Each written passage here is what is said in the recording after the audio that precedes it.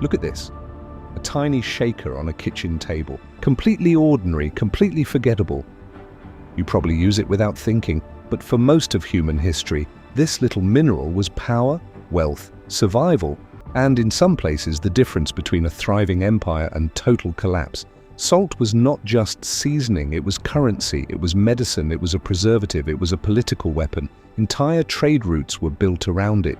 Taxes were imposed because of it. Wars were fought because of it. And in some ancient societies, salt was so valuable that it was treated almost like treasure. That is the real story of salt. Not as something you sprinkle on fries, but as one of the most important substances in human civilization. Let's start with Rome. The Roman world understood salt in the most practical way possible. If you wanted to keep people functioning, you needed salt. Soldiers needed it. Laborers needed it. Travelers needed it. Salt helped preserve food, balance the body, and make long campaigns possible. In fact, one of the most famous theories behind the word salary comes from the Latin salarium, meaning the money given to soldiers to buy salt. Whether every detail of that origin is perfectly literal or not, the connection tells us something important. Salt was valuable enough to be tied to pay itself.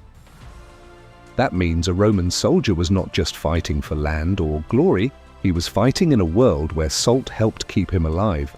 Imagine being paid in something so essential that losing it would actually affect your survival. Today we think of salary as a number on a screen. In the ancient world, it was closely connected to the basic things a human body needed to keep going, and Rome was not alone in understanding this. In ancient Egypt, salt played a completely different but equally important role. Egyptians were masters of preservation. They knew that if you removed moisture from food, it lasted much longer. That is why salt became essential for curing meat and fish. In a hot climate where spoilage happened quickly, this was not a luxury, it was a necessity. They also used salt in the mummification process. The body had to be dried and preserved for the afterlife, and salt helped make that possible. In a culture that believed deeply in life after death, salt was part of preparing a person for eternity. That is a remarkable thought when you stop and consider it. A substance we now casually shake onto dinner once helped ancient civilizations preserve the dead, store food, and maintain entire systems of trade, because once people realized what salt could do, they wanted more of it. And whenever something becomes both necessary and limited, power follows. That brings us to China. Ancient China understood salt not only as a resource, but as a source of state power. By the time of the Han Dynasty, salt had become so important that the government took control of it through state monopoly. In simple terms, the empire decided that salt was too valuable to leave entirely to private producers. If you wanted to make it, sell it, or profit from it, the state wanted its share. And this was not a small policy. Salt taxes became one of the most important sources of government revenue in Chinese history. That money helped support administration, defense, and infrastructure on a massive scale. Some historians have even linked salt revenue to the funding of major state projects, including defensive systems associated with the Great War. That is the real genius of salt in empire building. It does not just feed people, it funds governments. It helps rulers turn a basic survival need into long-term political control. If a population depends on salt, the state that controls salt can control a lot more than flavor. And China was not the only place where salt shaped economics and power. Across the ancient and medieval world, salt became a driver of trade. Routes were formed to move it from places where it was abundant to places where it was scarce. Caravans crossed deserts, merchants made fortunes, cities rose along salt roads. In many cases, the location of a city was directly influenced by access to salt. Venice is a good example. Its wealth was closely tied to trade, including the salt trade. Salzburg in Austria literally means salt fortress or salt castle. Even the names of places still remind us how important salt once was. When a substance shapes cities, names, trade, and taxation, it has clearly gone far beyond the kitchen. By the Middle Ages, salt was so valuable in Europe that it was often called white gold, and governments knew exactly what they had, so they taxed it heavily. One of the most infamous examples was the French salt tax known as the gabelle. It was deeply unpopular because salt was not optional. People needed it every day, which meant the tax hit everyone. The poor suffered most, of course, because they spent a larger share of their income just trying to secure basic necessities.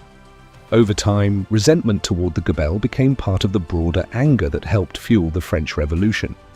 That is the hidden danger of taxing something essential.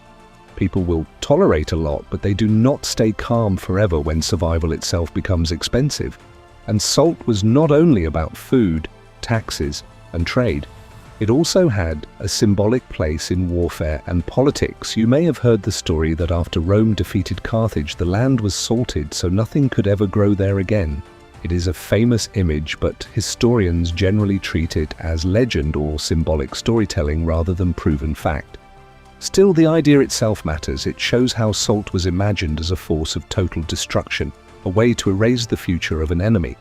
Whether or not the field was actually salted, the message was clear. Salt represented control. To salt the earth was to deny life, deny recovery, deny renewal.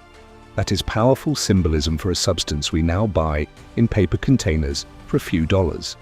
Salt also had a darker practical side in conflict.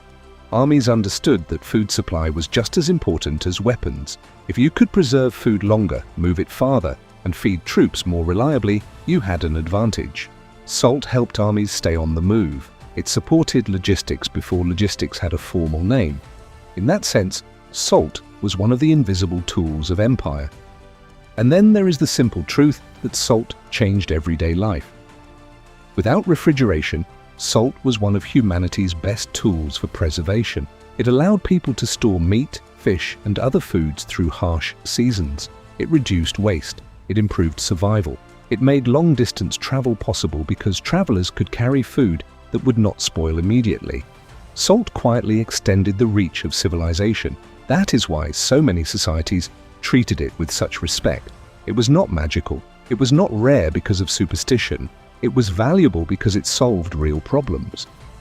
And when a substance solves real problems for enough people, it becomes a foundation of civilization. Then came the Industrial Revolution, and everything changed.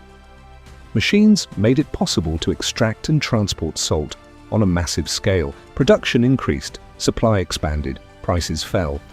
What had once been a strategic resource became widely available. Salt lost its status as treasure and became one of the cheapest ingredients in the world. That shift is almost hard to imagine.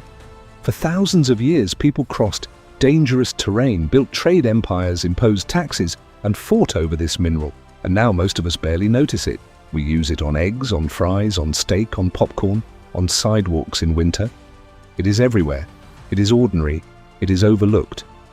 But that ordinariness hides an extraordinary history, because salt was never just salt. It was a paycheck. It was preservation. It was survival. It was state revenue. It was trade. It was power. It was one of the quiet forces that helped shape empires, cities, and entire economies. So the next time you reach for the salt shaker, remember this. You are holding a substance that once influenced kings, funded walls, fed armies, preserved bodies, and helped build the ancient world.